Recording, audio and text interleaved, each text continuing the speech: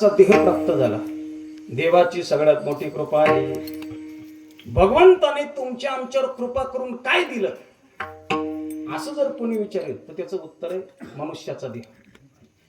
मनुष्याचा देह परमात्म्याने दिला याच्यासारखी दुसरी कोणतीच कृपा नाही. तुम्हाला जीवनामध्ये सगळ्या गोष्टी पुन्हा पुन्हा प्राप्त होतील. काही गोष्टी तुम्हाला जीवनात प्रारब्धाने प्राप्त होतील. काही गोष्टी तुम्हाला जीवनामध्ये सहज प्राप्त होतील आणि काही गोष्टी तुम्हाला देवाच्या कृपेने प्राप्त होतील. माणसाला काही काही गोष्टी या प्रारब्धाने प्राप्त होतात बघा. खाण्याकरता अन्न प्रारब्धाने मिळतं. व्यवहाराकरता धन प्रारब्धाने मिळतं. जगण्याकरता मान प्रारब्धाने मिळतो.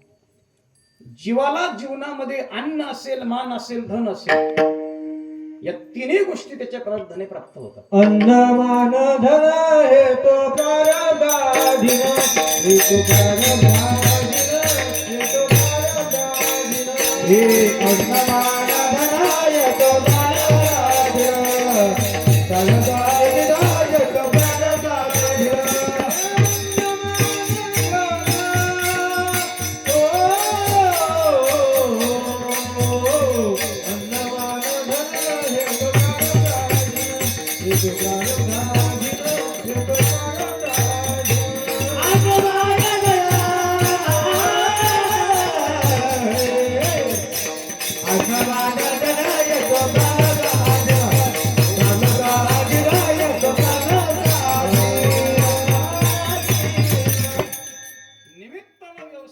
निमित्ताला व्यवसाय.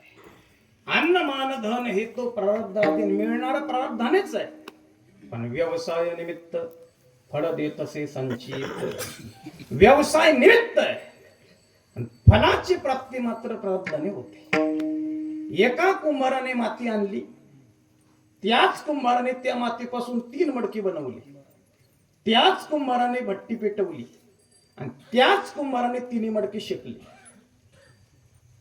त्याच कुंभाराने 3 मडके तयार केले. पण एक मडक किचन मध्ये बाईच्या हातात गेलं. एक मडक दही दूध तूप विक्रेत्याकडे गेलं आणि एक मडक म्हातारा बाबाच्या खाटीखाली गेला. एका मडक्यामध्ये लोणीचं लोणी, एका मडक्यामध्ये किचनचं पाणी आणि एका मडक्यामध्ये म्हातारा बाबाची घाणी. कुंभार एक, माती एक, मडके बनवणारा एक, भट्टी शेकणारी एक, पण तिन्ही मडक्यांची गती 3 प्राप्त झाली. याला कारण आहे कुंभ अवघा एक आवा आणि पाकी एकी गो फेडावा. तुकाराम महाराज म्हणतात ऐसे भिन्न भिन्न साथी केले प्रारब्धाने वाटे. जीवनात माणसाला काही गोष्टी प्रारब्धाने मिळतात. जन्माला आला आणि प्रधानमंत्री पदाचा उमेदवार, जन्माला आल्या आणि एकाला गावाचा सरपंच बनता बनता आयुष्य निघून गेला. काही गोष्टी जीवनात प्रारब्धाने मिळतात. काही गोष्टी जीवनामध्ये सहज मिळतात. थंडी वाजायला लागली, ऊन सहज मिळतं. गरमट होतंय, वारा सहज मिळतो. फार उकाडा होतोय, पाऊस सहज मिळतो. काही गोष्टी सहज मिळतात. आणि एक गोष्ट मात्र अशी आहे जी केवळ देवाच्या कृपेने मिळते, त्याला म्हणतात मनुष्याचा देह. जीवाला मनुष्य देह आपल्या पुरुषार्थाने मिळत नाही. कबहुक करी करुणा नरदेही देत ईस विनु हेतु सनेही. भगवान शंकर माता पार्वतीला सांगतात देवी, भगवान जेव्हा जीवावर कृपा करतो तेव्हा त्या जीवाला माणसाचा देह देतो. म्हणून तुम्हाला जीवनामध्ये सगळ्या गोष्टी पुन्हा पुन्हा मिळतील बघा. पुनर्वित्तम पुनर्मित्रम पुनर्भार्या पुनर्ग्रहम. पैसा गेलेला तुम्हाला पुन्हा मिळेल. एक वाक्य लक्षात ठेवा, पैसा नेहमी जाण्याकरताच येतो आणि पैसा नेहमी येण्याकरताच जातो. हे लक्षात ठेवा. पैसा जो येतो ना तो जाण्याकरताच येतो आणि पैसा जो जातो तो येण्याकरताच जातो. हे सूत्र ज्याला समजतं तो जास्त टेन्शनने पडत नाही. गेलेला पैसा पुन्हा येऊ शकतो. पुनर्वित्तम. एखादी मित्र तुमचा नाराज झाला, नाराज झालेला मित्र, नाराज झालेला व्यक्ती पुन्हा गोड होऊ शकतो. आम्ही असे लोक पाहिले ज्यांनी आयुष्यभर एकमेकाच्या कोणत्याच कार्यात भाग घेतला नाही आणि शेवटी दोघांच्या कमरेत लात घालून पोरांनी हाकललं, एका शेकोटीवर बसून बिडी वडायची. काही काही माणसं आयुष्यभर वाईट आणि शेवटी गोड होत. गेलेला व्यक्ती, नाराज झालेला व्यक्ती पुन्हा गोड होऊ शकतो. पुनर्भार्या, घरामध्ये पत्नी नाराज झाली किंवा एखाद्या पत्नीचा पती नाराज झाला तर ते प्रेम पुन्हा संपादन करता येतं. पुनर्ग्रहम, एखाद्याचं घर मोडलं पुन्हा घर बांधता येतं. जगामध्ये सगळ्या गोष्टी जीवाला प्राप्त होतात पुन्हा पुन्हा, पण माणसाचा देह हातातून एकदा गेला जीवाला प्राप्त होईलच याची शास्त्री नाही. कारण हा देह जीवाला खूप खूप खूप फेऱ्यानंतर प्राप्त झालाय. एका एका योनीमध्ये जीवाने कोटी कोटी फेरे घेतले. एक एक योनी कोटी कोटी फेरा, एक एक योनी कोटी कोटी फेरा, एक एक योनी कोटी कोटी फेरा, एक एक योनी कोटी कोटी फेरा. मग लागे वारा मानवाचा, मग लागे वारा मानवाचा. एका एका योनीमध्ये कोटी कोटी वेळेस जन्माला यावं लागतं, मारावं लागतं. संत म्हणतात नामा म्हणे तेव्हा नरदेह या नरा तयाचा मातीला केला मोहे. आता मागुता येईल फेरा, हे तो न घडे या नगरा. म्हणे तुकया बंधू भाव धरा, ओळखी नाही तरी झालं अघोरागा. पुन्हा मनुष्याचा जन्म प्राप्त होईल सांगता येत नाही. मागुता हाची जन्म पावसी, भोगले सुख दुःख जाणसी. हे तो न घडे रे सायासी, तारे अंधवसी जाणवनिया. मायबाप, माणसाचं दुर्दैव असं आहे, माणसाला प्राप्त वस्तूची किंमत कळत नाही आणि अप्राप्त वस्तूच्या मागे माणूस धावल्याशिवाय राहत नाही. कल्पना करा, प्रत्येकाच्या तोंडात 32 दात आहे. पडू नये पण प्रत्येकाचा एक एक दात पडला. मला सांगा, तुमची जीभ कोणत्या दाताजवळ जाईल? अरे एकाही दाताजवळ जाणार नाही. जिथं दात नाही तिथं जीभ जाईल. माणसाचं असंच आहे, माणूस तिथंच सापडतो जिथं काहीच नसतं. विठाल विठाल. मनुष्य देहाच्या संबंधाने 4 वर्ग पडतात. पहिला वर्ग असा आहे, याला मनुष्याचा जन्म मिळालाही नाही, मनुष्याचा जन्म कळालाही नाही. दुसरा वर्ग असा आहे, यांना मनुष्याचा जन्म मिळाला पण मनुष्याचा जन्म कळाला नाही. तिसरा वर्ग असा आहे, यांना मनुष्याचा जन्म मिळाला नाही पण कळाला. आणि चौथा वर्ग असा आहे, यांना मनुष्याचा देह प्राप्तही झाला, मिळाला सुद्धा आणि मनुष्याचा जन्म कळाला सुद्धा. पहिला जो वर्ग आहे, यांना मनुष्याचा जन्म, मनुष्याचा देह मिळाला नाही ना कळाला नाही. कोणाला? पशूंना. पशूंना का? पशूंना मनुष्याचा देह कळाला नाही आणि मिळाला नाही. कशावरून? त्यांच्या ठिकाणी पाप पुण्याची विचारधारा नाही. त्यांचं जीवन स्वैर स्वैर स्वैर. पशूंना ज्ञान नाही. पंढरपूरची वारी करावी, विठोबाचं दर्शन घ्यावं, हे ज्ञान माणसाला आहे का पशुला आहे? माणसाला. एकादशीच्या दिवशी उपवास करावं, हे ज्ञान माणसाला आहे का पशुला आहे? ज्ञानेश्वरीचं चिंतन करावं, पारायण करावं, देवाचं नाव घ्यावं, माणसात राहून माणसासारखं वागावं, हे ज्ञान मानवाला आहे का पशुला आहे? थोडं उलट बोलतो. मायबाप मनुष्य देहाच्या व्यतिरिक्त हे ज्ञान कुठंच नाही, कुठंच नाही. अनेक हे ज्ञान नाही कोठे,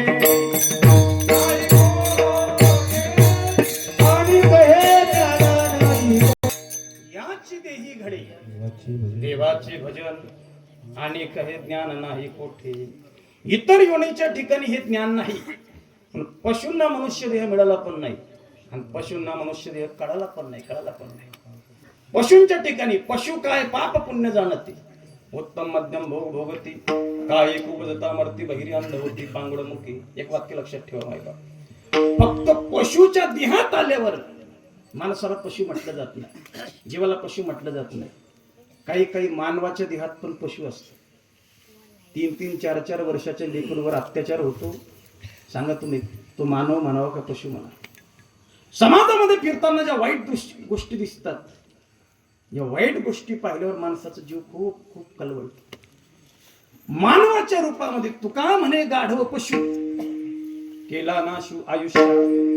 पहिली गोष्ट लक्षात ठेवा, पशूंना मनुष्याचा देह मिळाला पण नाही आणि पशूंना मनुष्याचा देह कळाला पण नाही. दुसरा वर्ग असा आहे, यांना मनुष्याचा देह प्राप्त झाला पण मनुष्याचा देह यांना कळाला नाही. यांनी आपलं सगळं आयुष्य भोगात घालवलं. भरपूर गोळा करायचं आणि भरपूर भोगायचं. ही ज्यांची विचारधारा आहे त्यांना म्हणतात पशु. पशु केवळ भरपूर गोळा करायचं, जितकं मिळेल तितकं गोळा करायचं आणि जितकं भोगता येईल तितकं भोगायचं, सुखी व्हायचा प्रयत्न करायचा. ह्याला म्हणतात पशु. पशु मानवाच्या देहात हे पशु आहेत. म्हणून यांना मनुष्य देह मिळाला पण मनुष्य देह कळाला नाही. ज्ञानोबरायांनी काय गोड दृष्टांत दिले बघा. माऊली म्हणतात, बहु मृगजळ देखुनी डोळा तुंकीजे अमृताचा गडिता गडाला तोडीला परिस बांधिला गडा शुक्ती का लावे. एका व्यक्तीला दुपारच्या वेळेत तहान लागली, शेतात गेला होता आणि तो शेतात काम करत होता. नेमका स्वर्गातला एक देव लोट्यामध्ये अमृत घेऊन आला. मृत्यू लोकात तप करण्याकरता अमृताचं घोट प्यायचं आणि तप करायचं. नेमकं त्याला अर्जंट जावं लागलं, तो निघून गेला. लोटा खाली राहिला, लोट्यामध्ये चूळभर गोडभर अमृत शिल्लक राहिलं. याला दुपारी तहान लागली तर पाहिलं तर ड्रमचं पाणी संपलं. पाणी शोधत शोधत इकडे तिकडे जायला लागला आणि अचानक त्याची नजर त्या लोट्यावर पडली. घोटभर अमृत होतं. त्याने तो लोटा उचलला, तोंडामध्ये ती घोट घेतला आणि घोट घेतल्यावर त्याला वाटलं एवढ्या घोटाने जेवढी भागेल तेवढी भागवता आला. आणि घोट तोंडात घेतल्याबरोबर त्याची नजर लांब गेली. तो उखर जमिनीवर सूर्यकिरण पडल्यामुळे सगळं मृगजळ चमकत होतं. मृगजळ म्हणजे उखर जमिनीवर सूर्यकिरणाचा संबंध आला की पाण्यासारखं चकाकतं, त्याला म्हणतात मृगजळ. त्याला वाटलं हे घोटभर पिऊन स्वतःची भूक कालीवाली करण्यापेक्षा आपण सरळ मृगजळातच पोटभर पाणी पिऊ.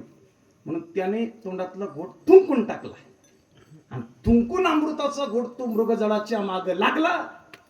आयुष्यभर माग धावत धावत मरून गेला पण त्याला मृगजळाने काही तृप्ती झाली नाही.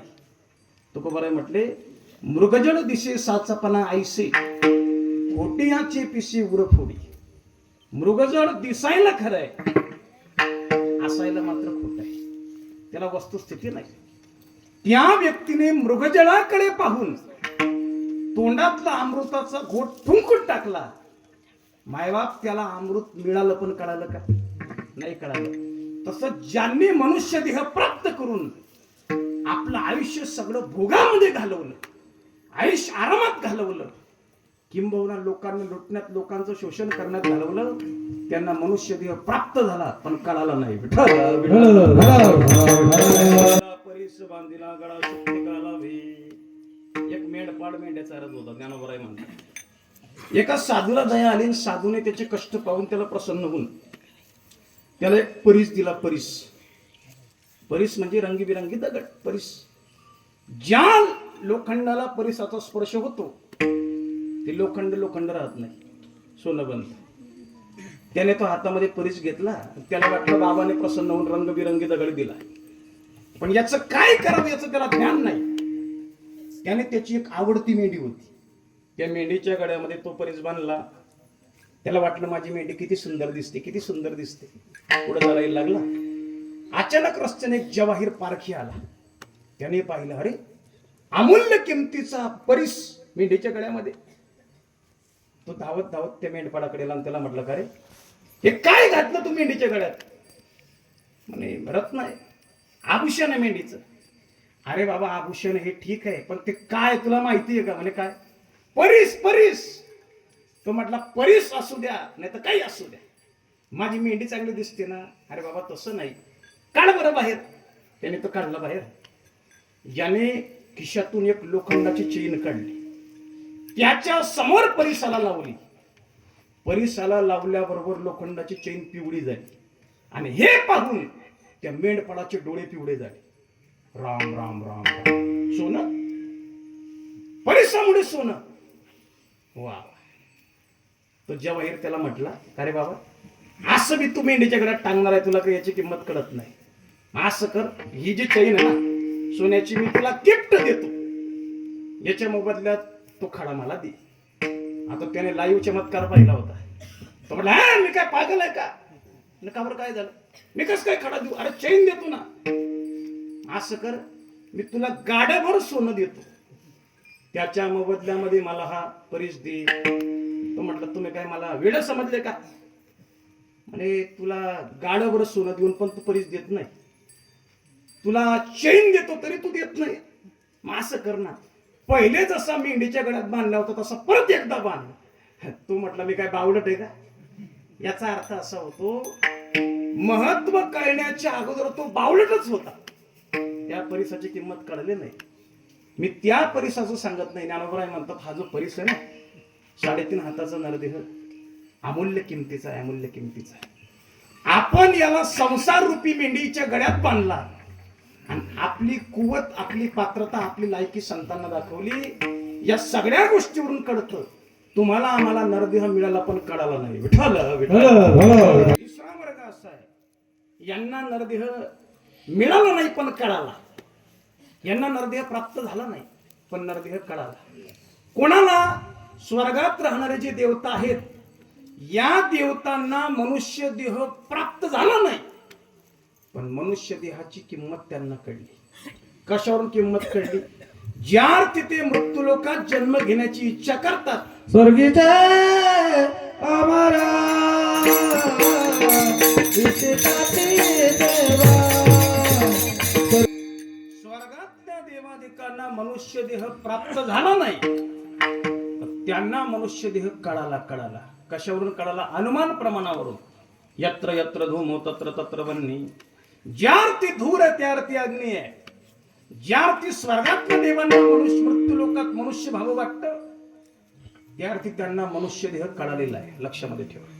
हो, कारण स्वर्ग म्हणजे काय सामान्य जागा नाही. ज्ञानोबरायांनी स्वर्गाच्या भोगाचं वर्णन केलंय बघा. ते तंभुक्त्वा स्वर्गलोकम विशालम. ज्ञानोबराय म्हणतात, जेत अमरत्व हे सिंहासन, ऐरावता सारखे वाहन, राजधानी भुवनामरावती. जेत वडगे देव पायिका, सैंग चिंतामणीची भूमिका, विनोद वनवाटिका सुरतरुंची या. गंधर्व गात गाणी, रंभी ऐशिया नाचणी, उर्वशी मुख्य विलासिनी अंतौरिया. मदन वडगे शेजारे, चंद्रशिंपे सांबरे, पवनाईसे म्हणियारे धावणे जेथ. लोकपाळ रांगेचे, राऊत जी पदीचे, उच्च श्रवा खाचे खोलनी. स्वर्गाचं वर्णन ज्ञानोबरांनी केलंय. मला तर वाटतं ज्ञानोबरांनी इतकं वर्णन केलं असतं की इंद्राला सुद्धा माहिती नसेल स्वर्गात काय काय. पण ज्ञानोबरांनी लोकांचा विचार करून आवडत घेतला. काय स्वर्गाचं वर्णन आहे? अमरत्व हे सिंहासन. स्वर्गात कोणी मरत नाही. ऐरावतासारखे वाहन, ऐरावत हत्ती वाहन आहे. राजधानी भुवन अमरावती. स्वर्गाची राजधानी अमरावती, विदर्भातली नाही, स्वर्गात. हो. जेत वडगे देव पायिका. स्वर्गात सेवेचं काम देव लोक करतात. सैंग चिंतामणीची भूमिका. स्वर्गातली रोड चिंतामणीची. काही लोक म्हणतात देवाकडे किती तुझा भाव आहे. कस काय? अरे मृत्यू लोकात डांबरची रोड, स्वर्गात चिंतामणीची रोड. असा फरक का बरं? त्याचं कारण आहे, देवाला मृत्यू लोकातल्या लोकांची क्वालिटी माहिती आहे. देव ज्याला त्याला देताना अधिकार परत्व देतो. देवाला माहिती लोक येतो एसटीत प्रवास करतात तर सीटमध्ये कापूस नीट ठेवत नाही, लोकांना जनावराचा चारा पुरत नाही. ज्या मृत्यू लोकात तिथं काय चिंतामणीचं सडकर आहे. मला कोणीतरी खूप छान मेसेज पाठवलं, मला आवडलं. त्यांनी असं म्हटलं, एकदा अमेरिका नावाच्या देशामध्ये एक मशीन तयार झालं. कशाचं मशीन तयार झालं? चोर पकडायचं मशीन तयार झालं. आता कशाचं मशीन तयार होईल काही सांगता येत नाही. आता सगळा मशीनचा जमाना आहे ना. हो, मी 15 दिवसापूर्वी व्हॉट्सअपला व्हिडिओ पाहिला, भाकरीचं मशीन तयार झालं. भाकरीचं म्हणजे पाणी घालायचं, पीठ घालायचं, डायरेक्ट शेकलेली भाकर बाहेर येईल. हा ना गुरुजी, तुम्हाला आश्चर्य वाटेल. कशाचं मशीन येईल काही सांगता येत नाही. येऊ द्या, कोणतंही मशीन येऊ द्या, फक्त कीर्तनाचं मशीन यायला नको. ज्ञानोबराय म्हणतात, चिंतामणीची भूमिका. एक मशीन तयार झालं अमेरिका नावाच्या देशात, चोर पकडायचं मशीन. ते मशीन त्यांनी अमेरिकेमध्ये लावलं. त्या मशीनने एका तासात 50 चोर पकडले. चायनावाल्यांनी पाहिलं, ते मशीन मागवलं, त्यांनी लावलं. त्या मशीनने एका तासात 70 चोर पकडले. तेच मशीन जपानवाल्यांनी नेलं, त्या मशीनने एका तासात 100 रुपये काढले. आणि ते मशीन आपल्या लोकांनी पाहिलं ना आपल्याकडे आणलं, इथं लावलं. अर्ध्या तासामध्ये मशीनच गायब झालं बघा. का बोलतो मी, या मृत्यू लोकाची क्वालिटी जशी आहे तशी भगवंताने व्यवस्था केलेली आहे. परमात्म्याच्या योजनेमध्ये भेदभाव नसतो. परमात्म्याच्या नियोजनामध्ये कोणतीच न्यूनता नसते. न्यूनता असते ती मानवी बुद्धीमध्ये असते, लक्षात ठेवा. आमचे मोठे बाबा सांगायचे, एक व्यक्ती शेतामध्ये गेला, देवाचं काय चुकलं ते पाहू, रानात फिरायला, आणि पाहिलं तर एवढा मोठा वेल आणि त्याला एवढं मोठं गंगाफळ, आणि आंब्याचं झाड पाहिलं भरभक्कम आणि त्याला एवढ्या कैऱ्या. त्याच्या मनामध्ये आलं, देवाच्या गोळ्या संपल्या, देवाचं डोकं काही ठिकाणावर नाही, आपण देवाचं डोकं ठिकाणावर आणू. म्हणजे कसं काय, एवढं मोठं भरभक्कम झाड आणि त्याला एवढ्या कैऱ्या, आणि इतकुशी वेल आणि त्याला एवढा मोठा कोहळा. देवाला आपण पत्र लिहू. पत्र लिहिण्याकरता तो आंब्याच्या झाडाखाली बसला आणि पत्राला सुरुवातच करणार, तेवढ्यात जोराचं वादळ सुटलं, एक कैरी तुटली आणि त्याच्या टाळक्यात पडली. एकाच कैरीच्या दणक्यात तो बेशुद्ध झाला. शुद्धीवर आला, त्याने पाहिलं इतकं मोठं टेंगुळ बेंड आलं होतं. आणि मग त्याने देवाला पत्र लिहिलं, देवा तू जे केलं ते बरोबरच केलं. जर त्या कैरीच्या जागेवर तो कोहळा, ते गंगाफळ तिथं असतं तर हा मेला असता. याचा अर्थ असा आहे मायबाप, परमात्म्याने जी योजना केली त्या योजनेमध्ये काहीच कमी नाही. कमी असेल तर मानवाच्या बुद्धीमध्ये कमी आहे. विठ्ठल विठ्ठल ज्ञानोबा सांगतात, सैंग चिंतामणीची भूमिका, विनोदवन वाटिका सुरतरुंचिया, गंधर्वगात गाणी, रंभ्याईशिया नाचणी, उर्वशी मुख्य विलासिनी अंतवरिया, मदन वळगे शेजारी, चंद्रशिंपे सांबरे. सगळं स्वर्गाचं वर्णन ज्ञानोबरांनी केलं. पण एवढं वर्णन करून माऊलींनी शेवटी वर्णन आवर्त घेतलं. आणि काय आवर्त घेतलं, अगोदरच जगामध्ये निष्काम भक्तांची कमी आहे आणि स्वर्गाच्या भोगांचं जर अधिक वर्णन केलं तर भक्ताची निष्कामता जाऊन तो सकाम होईल. म्हणून ज्ञानोबरांनी वर्णन आवर्त घेतलं. काय गोड माऊलींनी दृष्टांत दिला बघा. आधीची साखर आवडी, तेची ओखदी जोडी, सेवा विकान पुढे नावा नावा. माऊली म्हणतात, एका घरामध्ये एक म्हातारा बाबा राहायचा आणि म्हातारा बाबाला आवड होती खाण्याची. काय खाण्याची? साखर खाण्याची. बाबा येता जाता साखर खायचा. एवढी साखर, एवढी साखर, एवढी साखर. साखर खायचा बाबा, पण घाबरायचे घरचे लोक. घरचे लोक म्हणायचे, बाबा एक दिवशी तुम्ही आजारी पडणार, आम्हाला काम धंदा सोडावं लागेल, तुम्हाला दवाखान्यामध्ये न्यावं लागेल, तुमच्यावर लक्ष ठेवावं लागेल, तुमचे हाल होतील, आमचे पैसे जातील. नका एवढी साखर खाऊ, नका एवढी साखर खाऊ, नका एवढी साखर खाऊ. पण बाबा काही आवरलाच जात नव्हता. काय करावं? घरच्यांनी विचार केला, बाबाला बदलवण्याच्या भानगडीत काही पडायचं नाही. आपण असं करू, आपण डबाच लपवून देऊ. घरच्यांनी साखरेचा डबा लपवायला सुरुवात केली. मुंगीला साखर सापडत नव्हती, पण बाबाला डबा सापडायचा. बाबा शोधून काढायचं आणि बाबाचं घरचे कंटाळले, काय जे होईल ते होईल. एक दिवशी अचानक सकाळची वेळ, सगळे लोक आपल्या आपल्या घराच्या कामात, आणि अचानक बाबाच्या अंगामध्ये थरकाप दिसला. अंग थरथर करायला लागलं. थरथर करता करता बाबा खाली पडले. आणि खाली पडल्यावर घरच्यांनी पाहिलं, सिरियस आहे. उचललं, मोठ्या हॉस्पिटलला नेलं, ऍडमिट केलं बाबाला. बाबा थोडे शुद्धीवर आले. शुद्धीवर आल्यावर घरचे लोक बाबाच्या अवतीभोवती उभे राहिले. बाबाला सांगायला लागले, बाबा आम्ही काय वेळे होतो का तुम्हाला सांगणार आहे? साखर खाऊ नका, साखर खाऊ नका, साखर खाऊ नका, साखर खाऊ नका. ऐकलं नाही आमचं. पडले आजारी, झाले तुमचे हाल, गेला आमचा पैसा, सुटला आमचा काम धंदा. बरं वाटलं का तुम्हाला? बाबा आमच्यासारखं खाली पाहायचं. आपली चुकी आहे, काय बोलून फायदा नाही. तेवढं डॉक्टर आले. डॉक्टर म्हटले, शांत बस, चेकअप करायचं आहे. बाजूला गेले सगळे. बाबांची ब्लड टेस्ट, युरिन टेस्ट काय असेल नसेल चेकअप व्यवस्थित गेला. रिपोर्ट यायला 1 तास बाकी. 1 तासाने रिपोर्ट येणार. तेवढ्यात घरचे परत बाबाच्या अवतीभोवती. बाबा बरं वाटलं का आमचे हाल पाहून? काम धंदा सगळं सोडून दिला तुमच्या नादी लागून. अरे आमचं सांगितलेलं ऐकलं असतं, काय साखरेच्या नादी पडले? लक्षात ठेवा खबरदार, इथून पुढे जर साखर खाताना दिसले ना, घरातल्या घरात नरड दाबून मारून टाकू तुम्हाला. बाबा थरथर कापायला लागला. तेवढ्यामध्ये डॉक्टरचा रिपोर्ट आला. घरचे म्हटले, का काय झालं? डॉक्टर म्हटले, थांबा रिपोर्ट पाहतो. रिपोर्ट काढला. डॉक्टरांनी सांगितलंय, बघा तुम्ही काय टेन्शन घेऊ नका. बाबा फिजिकली आणि मेंटली खूप व्यवस्थित आहे, बाबांना काही चिंता नाही. म्हणजे मग असं का बरं झालं? म्हणजे त्याचं कारण आहे बाबांच्या रक्तातली शुगर कमी झालेली आहे. बाबा जर 100 वर्षापर्यंत निरोगी जगावे असं वाटत असेल, बाबांना रोज अर्धा किलो साखर खाऊ. असं कोण बोललं? डॉक्टरांचं असं म्हणणं पडलं. आता बाबाला कोण आवडणार आहे का? ज्ञानोबराय म्हणतात आता कोणीच आवडणार नाही. आधीची साखर आवडे माऊली म्हणतात, तेची ओखदी अशी जोडे, सेवा विकान कोडे नावा. आता कोणी आवडणार नाही. तसं स्वर्गाच्या भोगांनी माणसाची वृत्ती जी आहे ती सकाम होईल म्हणून ज्ञानोबरांनी वर्णन आवडतं घेतलं. तात्पर्य इतकं आहे, ज्या स्वर्गामध्ये इतके भोग आहेत त्या स्वर्गातले देवलोक सुद्धा यहलोकीचा हा देह, इहलोकीचा हा